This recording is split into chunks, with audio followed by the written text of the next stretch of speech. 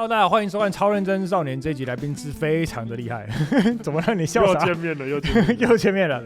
人家說不婚不生，快樂一生。有些人成為愛家的好男人，有些人這輩子就是不打算成家立業，也不打算生小孩。今天我們請到2位代表 YT 界的人物。首先第一位，剛剛噗嗤一笑，而且抱過非常多的女性觀眾，甚至把許多漂亮的女生夢寐以求的人舉起來抱在懷裡的男人，稱之為 A 片界的紳士。首先歡迎中指通通哥。你肯定絕對是代表之人物。你是說不婚不生的代表，還是？我也不知道。總而言之，我在制作人想到這個題材的時候，大家第一個人就想到你。從上次當完兵拍完之後，就對你念念不忘。哦，謝謝，感謝再次合作，又來了。接下來另外一位歡迎，就是這個肯定也是代表性人物啦，所以現代韋小寶，後宮男人之創始者，永遠不會跟他確認關係，永遠不知道他跟他到底是什麼關係的健寶寶哥。大家好，健寶，不婚不生，快樂一生。認同。等一下，我現在突然懂你的邏輯了。你现在是覺得只要在 YT 上跟很多女生在玩的，就是不會結婚的嗎？我跟你講，結婚這個是雙方的你情我願。有的時候你們能接受，我並不會覺得女性觀眾們可以接受。你受眾都男生唄？我受眾男生啊。對啊。那你的受眾多男生多女生多？男生啊，90%男生。我也是98%男生。所以這一次因為我們3個頻道的受眾都是男性，所以請各位朋友們謹慎發言。好，台灣的結婚率越來越低了，離婚率越來越高，而我們現在的生育率呢，聽說按照一種算法，已經算是全世界最後1名了。最後了。我上次在拍，我們曾經拍過2集《好爸爸》。好爸爸那個時候我們的統計給我們的資料是倒數第4名。然後之後網友很多人糾正我說，其實按照現在的一個算法，我們台灣已經進到最後1名了。就反正看算法，不管怎樣，應該都是最低前3。是，所以今天這2位你們基本上也要擔負一些責任。好，就是因為有你們這樣子常常在倡導，我錯啊，我沒有到倡導，沒有，這2個的責任比起來，可能通哥的責任更大了一點。我也覺得通哥責任有點大。對，因為通哥常常就是發表了一些學術界的研究跟言論上，然後使得許多男性在使用上，這個應該會產生新生命的東西，它都回到牆壁上或回在地上，在紙上，回到紙上，對，紙上談兵，紙上談兵。对，所以通哥基本上來，請跟各位觀眾們解釋一下，你是從以前到現在，你就是不打算結婚、不打算生小孩嗎？還是最近做了 YouTuber 之後，成為一個學術研究家之後才決定的？這方面的話，我自己會覺得就是那個《進擊的巨人》，大家有看過嗎？我就覺得裡面就有一張圖常被拿出來，那個又是為了繁殖嗎？對，把自己的基因傳承下去，對你們有那麼重要嗎？某種意義上，我覺得說我好像沒有意義說一定要把我的後代傳承下去這件事情。我也是這麼想的。你們的參考點是傳承後代這件事，因為可能就會有人說什麼創造宇宙繼起之生命那個東西是你作為一個人的其中一個責任或什麼東西，就是可是這個東西是你回歸很深入的那個，就繁衍是為了什麼？你是人類的話，人類跟動物不太一樣嘛，然後我就會覺得說生育好像不是我的唯一目標。哦，真的嗎？你的出發起始點就是以這樣子的想法？其實最主要有時候想法會偏厭世一點的時候，就會覺得說我的基因沒有一定要傳承下去的理由嘛。就是說我的基因是什麼很有價值的東西嗎？學術研究上啊，對啊，就是小指通這樣子。對啊，小指通造福50年後的大家這樣子。因為這個東西的話，我自己想就會覺得說，你看像 LeBron James， 大家不是說什麼 LeBron James 都跟小威廉斯生一個小孩的話，就是什麼一生下來就這個樣子這樣子。可是你看。就算是 LeBron James 或者是 Michael Jordan， 他們生下來的小孩都不是什麼運動的天才中的天才。那有沒有可能你生下來之後變運動天才？對啊，他就像抽卡一樣啊，抽卡 SH 超級隨機耶。对，可是我就會覺得說沒有特別想去做這件事。然後最主要的原因還是那個，我不覺得說現在的環境，我把這個小孩生下來，我可以給他一個很快樂的人生。所以通哥的起始點，他從一開始就是說，我好像是一個繁衍後代的這個概念。那健寶嘞？我自己因為你知道我們在邀約這個的時候，我就想說，我們制作人就問我說，那你要問那個健寶？我說健寶，然後你是不婚不生？我當然是啊。這個你能夠如此爽快之回答，肯定你一定有你的中心思想。我覺得我還沒有成熟到想去擔一個生命的責任。在我心裡沒有那麼大的。但是我問一下你從以前裡面，你就是一個天生的浪子，就是濟公生的這種概念嘛。就是我從來不想要跟那個人確立說，我們以後會結婚啊，我們以後會這樣。就跟人家談戀愛的時候，你總是要跟人家有一點，就是、你說確認關係，不想許下承諾。因為我覺得剛剛如果我一次都講到生哦，我這個太沉重了。我們先從婚開始，我們從婚開始。我好奇。例如說這樣子好，因為我被問過這個問題，然後我現在想要聽一下你的看法，就是說女生問你說，所以我們現在是什麼關係的時候，你會怎麼回答？我們現在什麼關係？我們現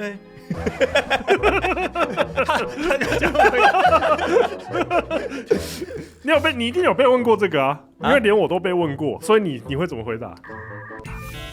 要看呢，我還是會看說我們一開始出發點是不是就是炮友，如果是的話，我會走一條直的路，就是堅持到底。哦，你如果我们现在是個炮友，就是寶寶，我們現在是什麼關係這樣？對，那你會怎麼回他呢？我應該會很果決的跟他說，我們就是這個。你不要看着我講，我有點怪怪的，眼神對着我怪怪的。但是我下一次可能就不敢約他了。哦，當他有提出這個了，就對，因為我知道他暈了，他可能還是想要追尋一段穩定的感情這樣，但我現階段我不想。第二題，那如果一開始你們起始點就不是肉體關係的話，我們從朋友啊、認識啊、手牽手啊，最後就小曖昧啊，真的小曖昧，你也對他有好感，然後最後也趴上去了，然後他隔天想問我說，我們現在是什麼關係？看你的情境很靠北，挺有畫面感的，很有畫面。通常我可能還是會看這個女生，我能否跟她長期發展呢？如果我覺得我跟她在一開始相處的時候就已經不是那麼合了，我還是會拒絕她，我會直接拒絕她。但如果真的挺合的，那我可能會答應她。那 maybe 2個月後就分了，1年後就分了，或者是真的可以走到未來，我也不說不定。我偏chill那以前3妹是可以發展的嗎？以前3妹是可以發展的嗎？哇，我想一下，以前3妹哦，想不到我们已經可以熟到問這種問題。以前3妹，我覺得松鼠會有可能哦，真的往那種結婚的路去走。如果硬要我選這3個女生，我會覺得松鼠會最像。我好奇問一下，他們3個人有人問過這個問題嗎？有人問過沒有？我沒有問過這個問題，沒有人問過這個問題。原來獵人跟獵物之間有的時候那個想象是不太一樣的。對，我們以為他是獵人，就其實說不定健保是獵物。但你的回答都很堅定你都講得很清楚可是我覺得如果不堅定的話呢，他就會埋下禍端。有一點所以我覺得還是勇敢的說不。那我要問一下，那你這樣子的浪人，曾經有沒有在你人生當中真的覺得就是動搖過？動搖過，那就是我看說不定我跟他結婚是 OK 的這樣子。有過有嗎？有過。這幾年嗎？最近嗎？最近，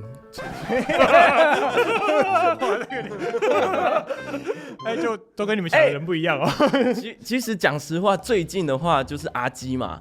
我覺得阿基的話是真的有婆到讓我去想未來的。他很讚啊，他真的很讚，他真的很婆，他真的是為了我的一切，就是會真的是身心都照顧。然後用呵護這2個字是貼切的。燈太亮了，現在太亮了，現在眼睛有點，但是你認真想想他現在講是這樣講，嘴是這樣嘴。我們在問他說：“你是個不婚不生的嗎？”對，當然是啊。喝口水先。他的回答明確到，因為我自己就之前被問到這個問題。那你之前被你問到的時候，你是怎麼樣？我說我不知道，超級垃圾人。我說我不知道不知道，對，因為我真的不知道怎麼回答，所以我就直接說我不知道。確實，我覺得這一題也蠻難的。但是身為男性來說，我覺得那個有時候的不知道啊，是真的不是甩鍋的不知道，而是我真的自己也不知道。我自己真的也，我真的也不知道。就是大家有聽得懂那個嗎？就是我真的自己也不知道，我們現在是什麼關係？你說是什麼關係呢？你問了一個很哲學的問題，我自己都搞不清楚。那我怎麼？太哲啦，沒辦法。我先說，就是因為還是有蠻多女性觀眾還是會看我們頻道。我先大家先撇開，就是這個是一個垃圾跟那個浪人的發言就是有的時候那個人家在問那個回答的時候，我們回答出來的時候，當下我們是真的說，我真的不知道我們是什麼關係，是這個進展太快了嗎？還是說我們要從慢慢的醞釀開始走到未來呢？還是說我們跟你只是一個普通的瞬間的朋友呢，就是我真的不知道。我也在迷惘，我也在迷惘。对，所以大家有时候听到這種發言，就是不要覺得他就是個不收音啊。確實如果是在那個關係比較混亂的那一段期間的話，是迷惘的啊。那我拉回來這個不婚不生的主題其實你們兩個一開始出發點完全不一樣。通哥他就是說，我就是我在那個基因學上啊，我不覺得這個是一個好的狀況啊什麼的。但他就是說我就是沒有要這個關係啊，就是不會有後面的事，是吧？我剛沒聽錯吧？我覺得很重要回到婚的話，我覺得選擇另一半太重要了，他可能會改變我未來的下半輩子的所有人生。所以我就會變得非常的分開，就是說，我們現在有發生性愛關係，那就是我們爽快一下。那跟未來我們如果要走那麼遠的話，我會很嚴格，也很想很久。因為我知道我一旦選了之後，那我可能我不会再浪回去了。我就不玩了。对。但我確定可以做這麼大的犧牲嗎？剛剛原本才想稱讚他，就最後來了一句：“我可以嗎？”技術上還想再玩。我真的做得到嗎？而且這我覺得是我們兩個這種頻道屬性的這個，因為老實說，應該蠻多女生是認真沒辦法接受說她的另一半是像我們這種在完全沒辦法。就算我一直強調說這是工作，我在抱那些女生，我心中一點想法都沒有。這是個學術研究。對可是不能接受的人還是很多。就是說，我知道你在工作，但我就是不能接受啊。所以你們兩個本身的工作的屬性上，它就會有一點點讓你另一半不好接受，真的很難接受。傳統框架裡面好像比較難接受的工作環境嗎？對，非常。像健寶他頻道這麼會轉型，你也可以轉成就是好爸爸，就是突然變親子頻道。有是啊，現在其實就是一個專情男路線那樣。但是他還是一個就是妹頭，對，妹頭就是只是變成後宮感，變成一對的情侶感。對，但是他還是本質上都还是男女之間那種很讚的互動這樣子嘛。對啊。為什麼你本身熱衷於這件事？我蠻擅長跟女生相處的我自己知道。我的頻道的受眾有很大一部分都是我以前在跟女孩子相處的時候，我把最自然的那一刻給記錄下來，用第一視角，然後男生就會覺得好像是他女朋友這樣子。那個是我觀眾們最愛看的東西我現在不拍這些，轉拍這種專情的這種放閃路線，那流量明顯是有比較差啦。現在變成愛情專家，不是大環境的關係，但大環境也有影響。但是你在中間這幾年，你做 YouTube 6年7年，6年往7年了。对，中間真的從來沒有任何一個人就是讓你會有考慮過，要不要就好好在一起，或者是我那時候是後宮網嘛，所以我覺得他們沒有必要承受這麼大的心理壓力，所以我不會去想這個。所以熒幕上熒幕下都沒有其他的女性友人就是讓我動心過嗎？沒有做 YouTube 那段時間是我人生第一次成功，所以我會更執着於事業，就是那個專注力全部都是在做影片做這個事業流量發展上面。女人只會妨礙我拔刀的速度，有一點那個觀念。我操，那時候是這樣那通哥，以你就是現在能夠深蹲舉這麼多的女性朋友當中，有沒有曾經哪一個舉起來之後，心中的小通通也真的舉起來？有互動的，真的就是私底下互動蠻多。你要說沒有是不可能的，因為你跟健寶兩個，你知道對手的最大差異是什麼？你知道嗎？通哥的对手，Pro 級的，都是專業級的，真的。比如說互相互動的時候，健寶的那個什麼新妹們還會出現那種很素人。就是沒有什麼不知道怎麼跟人家互動，就很害羞這樣。好，通哥的對手那很不一樣。你這樣講倒是沒錯，純職業級。所以你看，不是大家都以為通哥去撩他沒有，而通哥能夠被撩到現在還沒有失魂，我覺得本身就是已經是 SS 級的。对啊，很難他們如果攻勢這麼強烈的話，你怎麼守住你自己？對，而且在拍片的時候，你要有很多女性，因為上通哥的頻道或影片的時候，他們也希望被曝光嘛，所以他們女性都會很會演出，又很專業的表演。你都沒有真的魂被勾走過嗎？好猶豫啊，好猶豫啊。技術上，我們真的有那種私底下互動不錯的這個東西，我就要講。你如果在發生這種事情的時候，這個也可以跟觀眾講一下。你這個時候就是照一下鏡子，然後呢？對，然後照一下鏡子，問一下說，你覺得這麼好的女生會喜歡上鏡子裡面這個人嗎？會讓你冷靜一點。但是說不定，因為我相信很多女生她不一定就是我看身材，我看那個啊，有些看外表。我說不定有時候想說，这個人他是這個行業的學術專家，他對於學者的熱愛，因為這個人少。然後再來是，我覺得另外一種就是那個通哥交手的對手們，其實他們很多也會有職業傷害。对，像你们就說你們的職業上很難，可能有些女生不能夠親近啊，或者是她會保守觀念裡面，她可能會也不想跟你走到結婚的那一段。但是以他們那些人，其實跟你們是一樣的啊。哦，是沒錯，是沒錯。對啊，我懂。所以說不定其實以你來說，他們是最舒服的角色，因為你懂他們真正在做什麼。对哦，有很有想法哎，真的白話文專家。所以我們其實真的有私底下互動蠻不錯的。我覺得今天如果說假設要定下來的話，我覺得那個時候就是我不做這個東西的時候了。就是變成說我勢必很難再用同樣的模式去經營，要麼就是整個大改，或是說那我乾脆收起來了那種程度。你說為了愛金盆洗手，技術上對。那如果他是支持你，也喜歡你現在的樣態，所以愛上你的嘞？那可是那就會變成那個，那就會變成說我要讓這件事情公開嘛。對，那又是一回事哦，就變成說，我說我已經有練一半了，對，那這樣子勢必上還是要有一些變動嘛。啊，確實，其實會。你的考量是什麼？你的考量？我公開跟不公開，看會不會傷害到對方啊？因為有時候公開就是這種東西，公眾人物在一起公開就是你即使不想要，然後就會有人去靠北他或什麼之類的。對了。你明明知道不是這樣，但是大家就會說是不是看上什麼東西，才會那個。有點像現在，可能我跟阿基一對的時候，如果有其他女生進來的話，我蠻多網友會說阿基這樣不會吃醋嗎？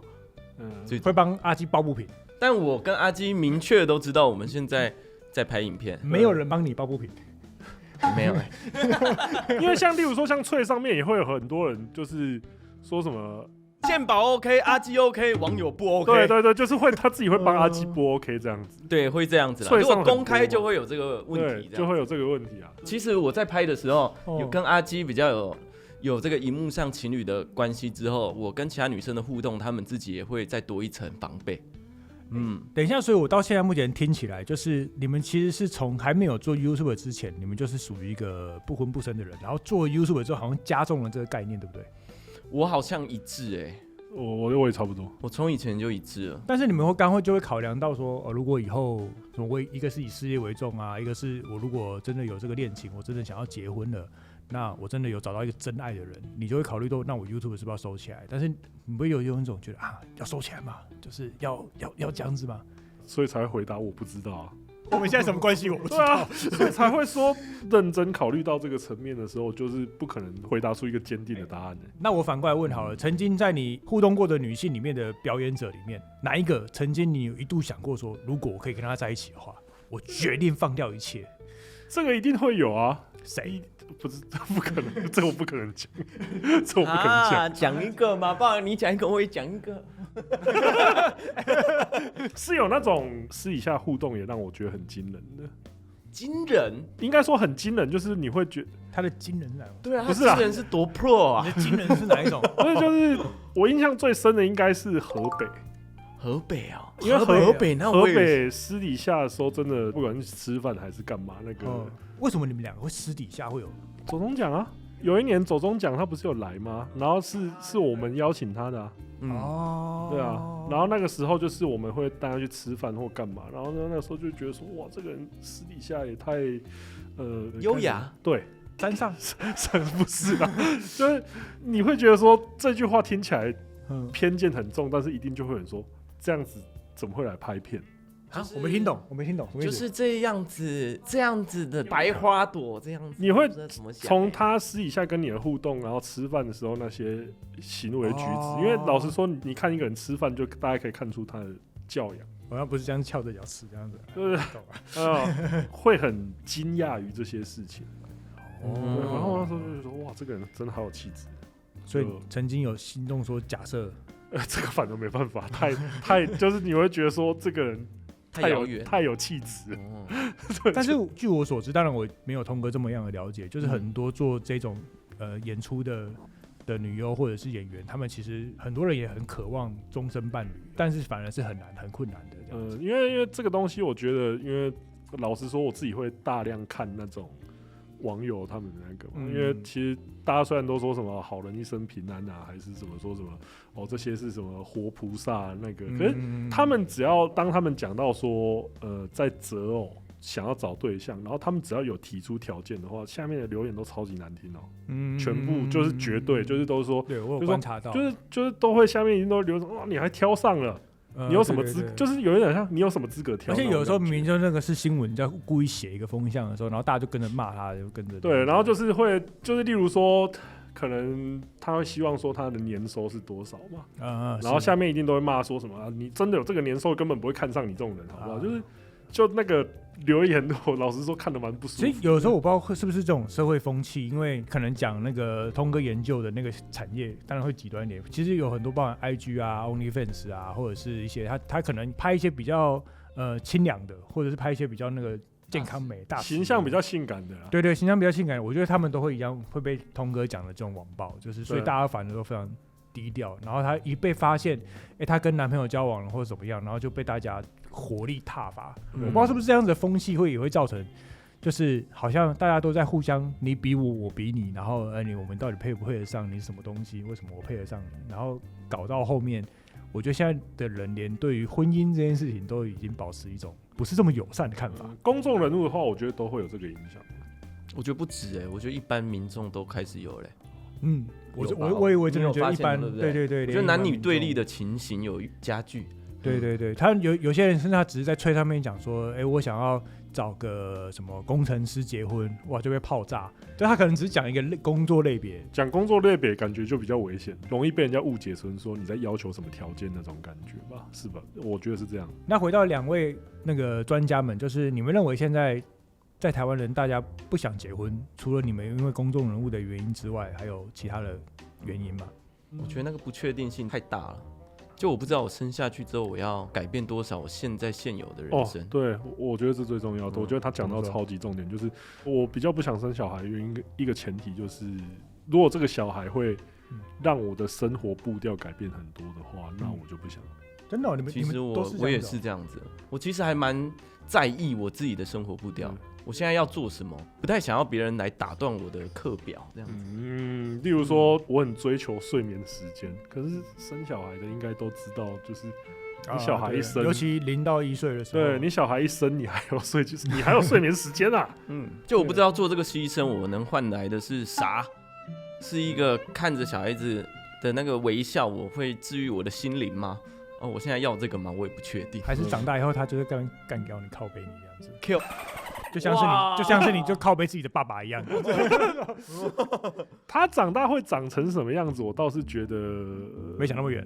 應該說那是他自己的造化嘛。可是你當然還是會希望說他在成年的時候，你可以給他最好的照顧、養育。我覺得還有一個影響因素啊，就是你在台灣的話，就是第一個就是大家都說那個很競爭很卷，我覺得東亞都這樣，所以那個出生率排行最末尾基本上就是我們香港，然後南韓，對，日本，那是因為它基數很大，對，可是就相對來說東亞這邊就是首先第一個就是台灣人口密度就這麼高嘛，買房的壓力，然後還有可能的戰爭的壓力，然後這些東西全部都這樣疊起來之後，你會覺得說，看你現在生這個小孩好像是來讓他受苦。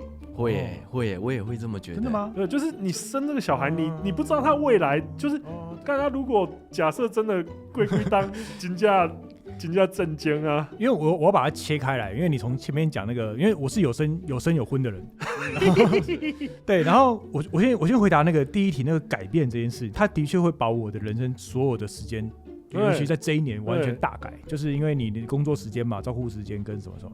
但我覺得改變是極為巨大的，就是極大的吧，極大。就是以前你可能放假的時候，你還會看一些什麼，比如說重機的規格尺寸啊，或什麼的。你現在放假你就看他們尿布尺寸，然後看什麼小嬰兒要擦什麼乳液，然後不然就是你要看什麼那個什麼月亮澡盆啊，然後什麼的那些要學一些。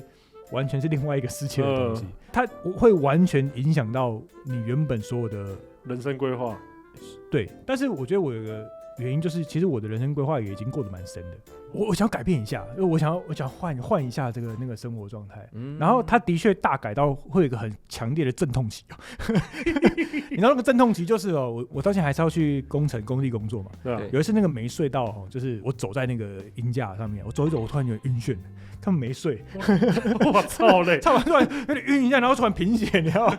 趕快蹲着，然後當然還是有那個高空安全保護繩那些，就暈他媽自己嚇到。那天晚上趕快花錢請夜間保姆，就是因為2個都要輪流，所以他太太也會辛苦，就是那個。對。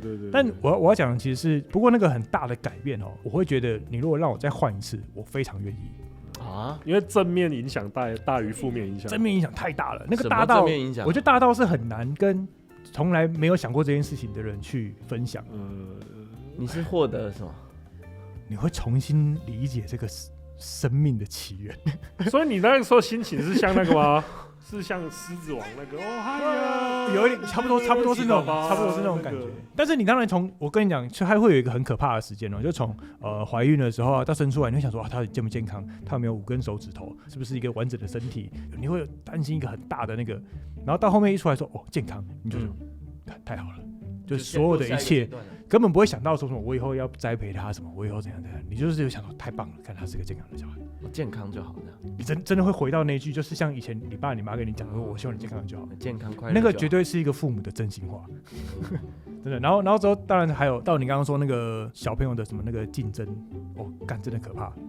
我們副總還不到1歲才不到，還沒滿周歲我們開始來看那個幼稚園。幼稚園還沒1歲就要開幼稚園啊？要開始看要排隊因為1歲就要出去找工作你要什麼蒙特梭利還是你要公立幼稚園，還是你要雙語幼稚園，還是你要全美幼稚園？這關係到什麼呢？關係你要他念什麼大學，不是你自己想的是所有周邊的人會一直告訴你，你要想好如果以後你要出國念書，對，你要怎樣，你高中就要什麼體系然後你所有的親戚都可以在這件事情上面發表意見，說教你一嘴。這個可能是我其中一個很大的因素，我怕我直接拿棍子敲破他們的頭。什麼意思？就是敲破誰的頭？那些親戚啊，就是親戚不要再講了。沒有，你看到回到你們2個身上，其實你們在每次過年過節回家的時候，尤其是現在過年的時節，他們不會問嗎？我們家不會我家也不會啊。你們2個家人從小，我家是，我家可能是因為我爸媽都是創業者吧，所以他們更關心我的事業，不關心我的就是有沒有傳宗接代這一點。可是他們不會問說你們老的時候誰要來照顧你們，就是你躺在病床上的話。因為其實我們製作人他叫我收集了一些問題，他說這些問題其實有很多網友們跟什麼脆上面大家全部收集來的。他的第一個問題其實就是說，像你們這樣子，你們都不會想說，以後你老了躺在病床上誰要幫你收拾誰要幫你簽那個切結書為什麼會覺得你的小孩一定會做這件事情？所以你們考慮有婚咯？假設說，因為我自己的話，我可能這個東西我會叫芝芝。你是說叫芝芝幫你簽什麼那個捐贈器官嗎？對，如果是到那個階段的話，因為我還有一個哥哥。我爸媽不會問我這個東西，主要是因為我哥已經結婚了。然後像你剛剛講到那個生活會大改變，因為我哥是個警察，而且是很猛的那一種。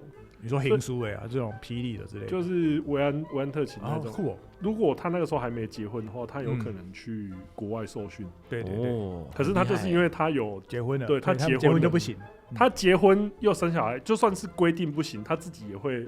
為了他的，因為我大嫂他們人也很好，可是我那時候真的就看到他，就是技術上來說，我原本預期他可能會去變成說什麼國外的特警或什麼東西，然後結果像現在是個對奶爸，對，就是這個東西有衝擊到我，就是說你的人生規劃是真的會直接這樣子翻過來的，但是你會心甘情願對，他們我真的覺得會，他們超級快樂，對，會真的。我這麼講我像是我是一個熱愛騎重機的人嘛，對，我現在有副總之後，我連騎重機都會怕，我連快速道路我都會盡量避免上去。我有看你影片你都已經騎得很 chill 了，你還會怕？就是你會想說會不會有萬一的萬一，然後我就會買很多，就是我掛了之後他會家裡要安頓的什麼保險啊，然後他可能會有多少錢啊的那種美金的那種，就各種，就先把他安頓好。他如果我真的幫他出意外的時候，那他怎麼辦？這樣子，這其實是可以理解，就是你的思維也都會變成說，因為有這個小孩產生超大的改變。但我覺得有一個蠻大的差別，我不知道誰講這個政治正不正確，就是別人的小孩跟自己的小孩就是不一樣。這我可以理解，对，这我也可以理解。就是你就幻想一下，当你的臉，或者是通哥的臉出現一個小型版的，當你看着他在玩的時候，就是你會想說，你會想要把很多為他準備好很多環境。就是把環境準備好啊，然後把愛都給他啊，然後所以你就想說啊，如果萬一我出了什麼事或怎麼樣的話，那他以後感受不到這個愛怎麼辦？所以我反而會覺得，其實你剛剛有講了一個，就是說你會覺得現在的小孩他出生的環境就是可能並不會這麼好或這麼糟。我反而是，當然我可能也比較極端啦，在我們家的小副總上面看到，就是他真的是充滿愛的環境下，大家在就每天都很開心，然後他笑到就是好像你會覺得，難道我的小時候也這麼開心嗎？對，就是那個完全很難體會，因為我自己身邊的話，他們有跟我分享過，所以我大概是可以，因為就是有一種生命的魔力啦，就是小生命，就是只要生出來之後，我覺得那個東西就變成說是有點像一些你做過，你自己親身做過了。你才懂的事情，然後我覺得生小孩這個應該是最強烈的，就是我們這種完全沒辦法理解他的樂趣。我也是，我現在對，就是我可以不懂我沒有畫面哎。对，我知道為什麼了，但是就是有點像那個魔鬼終結者一樣，我知道你為什麼哭了，但是我哭不出來啊。魔鬼終結者，對啊，他最後就跟男主角講嘛，我知道你現在為什麼哭了，可是我永遠沒有辦法這樣做。而且我們因為有時候會無聊會拍他嘛，因為我比較少在台灣，所以有的時候我跟他在一起的時候會錄一些影片什麼的，然後我剛好錄到他第一次叫我爸爸。對，爸。我跟你講，那個就是真的是你曾經在青春的時候，一個很愛的女生，然後突然跟你講那個多愛你的那個名言，然後你突然大暈船的那種感覺。我家今天沒人，他就突然那個爸爸，你就是完全給我重擊，然後你就暈。那你有哭嗎？快了。但是我覺得那個是一個我瞬間在轉化一個自己的身份感。你終於是。突然想說，幹，我也要從一個浪人變成一個父親了。I'm the father。對，那個是一一個很大的衝擊感，而且那個衝擊感，我覺得如果人生有機會體會一次的時候，哇，那個比高潮還爽。你知道多埃豪爾體會幾次嗎？他體會幾十次，因為他私生子有幾次。你說太多，所以你剛講的這個，他體會過幾十次。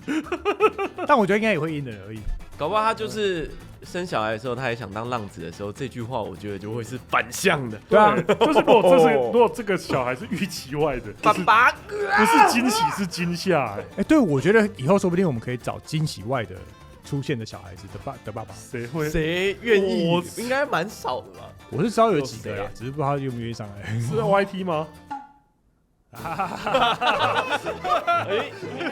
關麥講。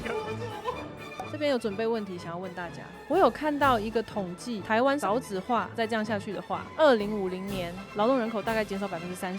2050年減少30%，剩70%。你們的勞保、健保，這樣是誰要來付呢？現在假設爽不生，以後老了就是靠其他人的孩子繳稅養你們，到時候你們是不是在吃免費的午餐呢？這就延伸到一個問題，你覺不覺得不生孩子的人應該要多繳稅？不生孩子的人要不要多繳稅？單身。可是現在的話，不是就已經有很多社福政策都是以那個嗎？都是以說你有結婚生小孩的，就是會更優。我覺得這個東西，你如果要減少相對剝奪感的話，應該是獎勵那些生的人，不是處罰單身的人啊。對啊，認同。對啊，連我剛剛聽起來，我也覺得就是沒有。我先說是不是補助增加那些有生的，而是反過來說，你那個問題很情緒勒索啊。就是台灣勞動力降低，干我屁事。跟以後的勞健保那個是政策問題啊，那跟不生的人有什麼關係？而且這個東西有點像是說，你如果是勞動人口的話，那你現在台灣這個大部分就是如果說他的收入比較前面的，也很少是靠工作吧，大部分都是投資吧。我覺得這個問題，对啊，勞動人口這些東西，我覺得你的太廣了。你如果只是單純抓說生小孩不生小孩、結婚不結婚的話，你好像是抓一個戰犯出來而已。那如果生育補助一胎給100萬，你們會生嗎？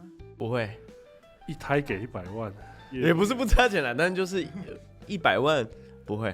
我覺得100萬沒辦法把小孩養得很好嘞，但我覺得會有一大堆人生。對，我覺得會一大堆人生。你說為了賺錢哦？對啊，可是這個東西就是我覺得就是它確實是提供一個短期又很刺激的誘因，但我覺得我跟健寶好像都不會。但我也蠻擔心說这一群人腦衝這100萬之後，那個後面的那個小孩會變成新的社會問題。你如果是為了這個100萬然後下去，你都沒有思考到後面的，你為了增加勞動人口，你不覺得做機器人更快一點嗎？說不定2050年的時候，服務業什麼全部都是機器人。對啊，通用型 AI 已經出現了。你要不要大叔加可樂？對啊，你剛才接機器人吧？機器人應該不會講話那麼北爛。所以你們都不會遇到那種。我有看網友留言，他媽媽說他在有生之年真的很想抱孫子，因為他上禮拜去醫院檢查，醫生說腫瘤要開刀，我不知道還能活多久。我不求別的，我就想看到成家立業，媽媽就安心了。你們遇到假設跟你情勒的話怎麼辦？我不接受情勒。一定要親生的，是不是？不一定啊。如果我跟他說我生不出來，這樣的，你說認養嗎？對啊，如果假設說如果他還情勒我，然後我就說我生不出來呢？我剛剛沒有問到一題，所以你們兩個會認養，你們是 OK 的嗎？認養啊。如果我今天一定要有一個小孩的話，那其實認養這件事情，我覺得是在我的選項裡面，因為這個東西又回到說最早在回答你的問題，最早是你沒有想要一個小孩嘛？如果今天我必須得有一個小孩的話，那認養我覺得是可選項，因為不然會被判刑之類的。對，就是說我今天如果沒有小孩，不然就是說什麼郭台銘說他要把他遺產全部給我，但是前提是我還要有一個下一代的繼承人。那這樣的話，我就說好，那我領養一個我 OK， 我也可以哦。對，因為对我不會說什麼一定要是我的基因的那個，因為這個東西，例如說日本或是歐洲，就是那些王公貴族，他們如果生不出來的話，他們就會選擇說跟其他人要他們的小孩，就像那個上杉謙信，他一輩子沒有結婚啊，他領養他姐姐的小孩，然後當做自己的繼承人，就是連這些身份地位這麼高的人，血緣這個東西都不是最前面，他們注重的是他們的家的那個名字，家族的名譽，而不是說我的基因，看你的先後順序啊。好折哦，好折哦，他真的是一个理性的哲理人，他不是用小头在思考。歷史學者你好多東西可以講。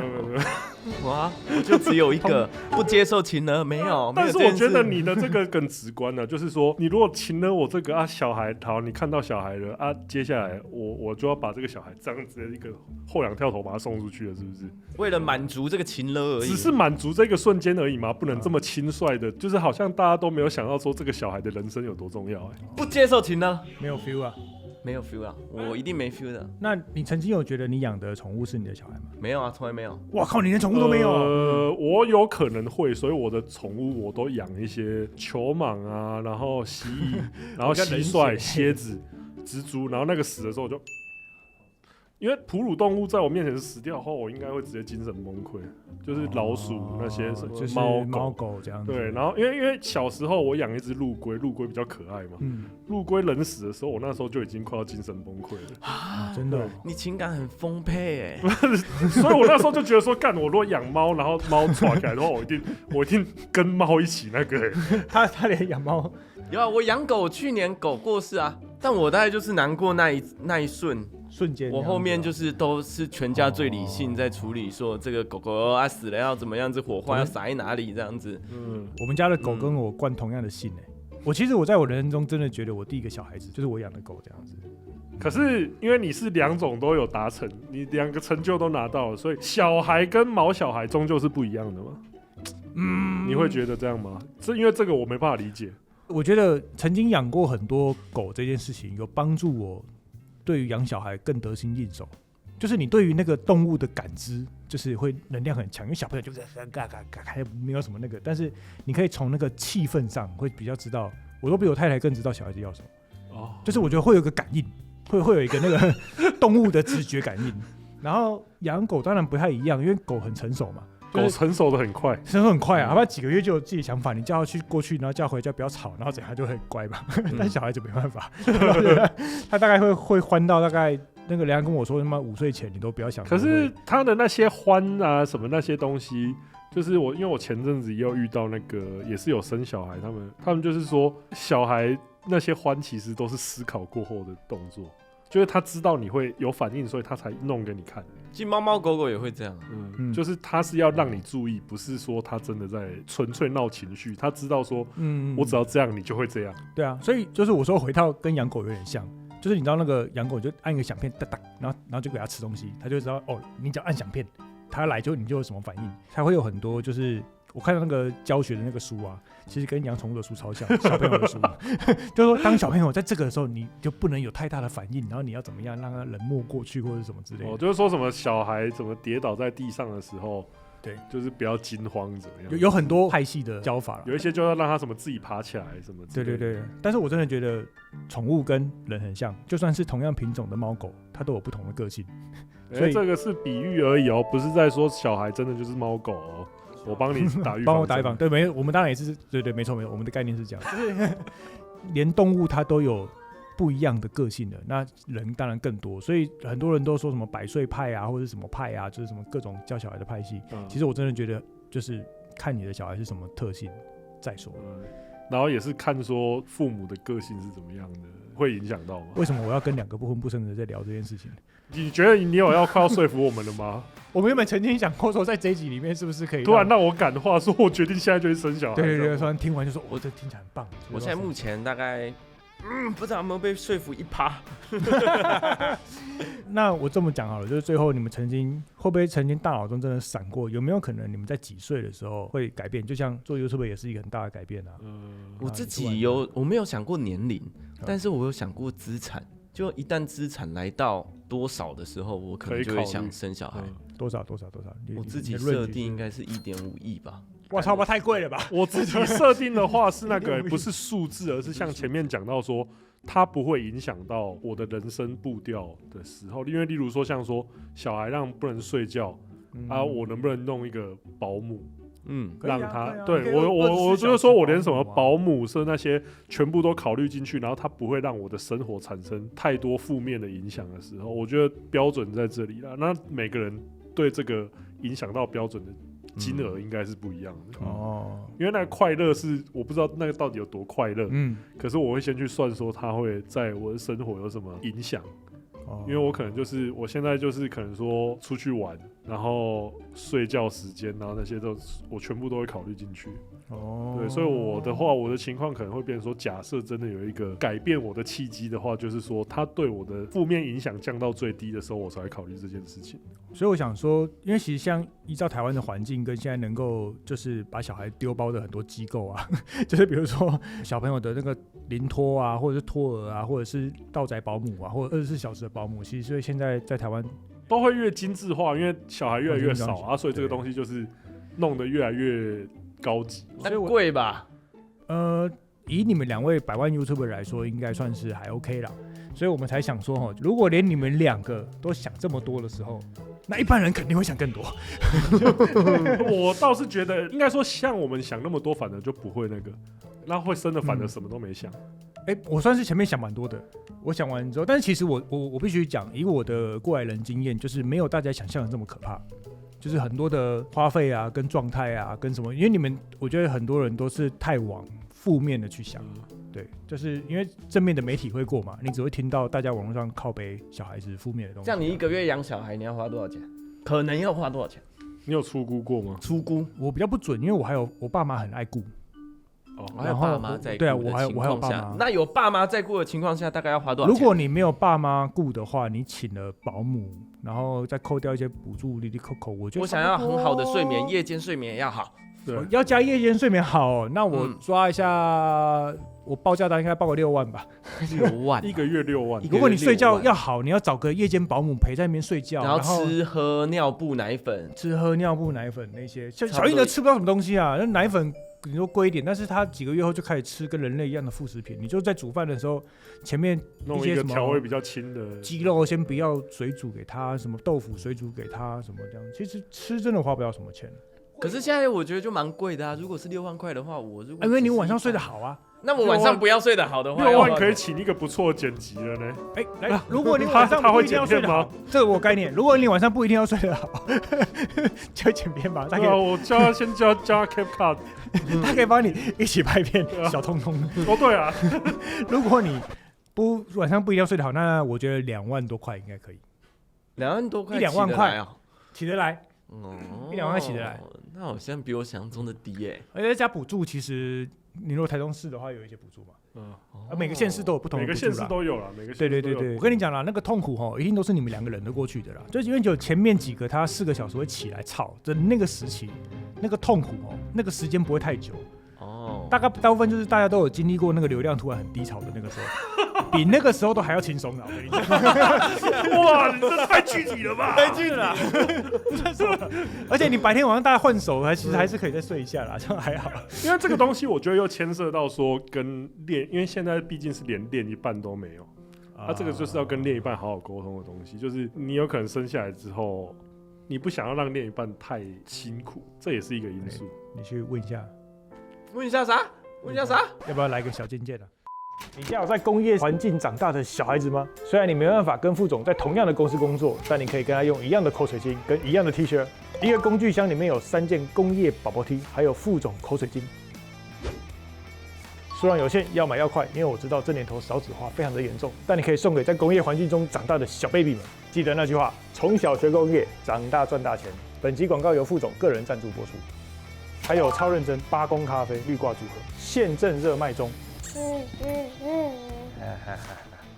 好了，不聞不生，快樂一生。我們今天算是找到2位非常不聞不生的代表人物啦。